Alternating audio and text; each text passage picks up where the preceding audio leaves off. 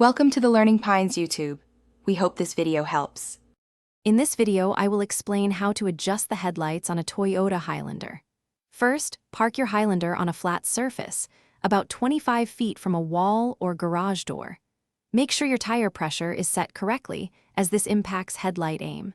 You'll need a Phillips head screwdriver or a hex wrench, depending on your specific model. This preparation ensures an accurate and effective adjustment. Now, let's mark your target. Measure the distance from the ground to the center of your headlight lens. Transfer this measurement to the wall, marking it with tape.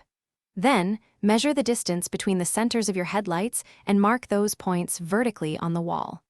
These marks will guide your adjustments, ensuring proper alignment for both beams. Next, we'll adjust the vertical aim. Locate the vertical adjustment screw, usually found on top of or behind the headlight assembly. Turn the screw to move the beam up or down.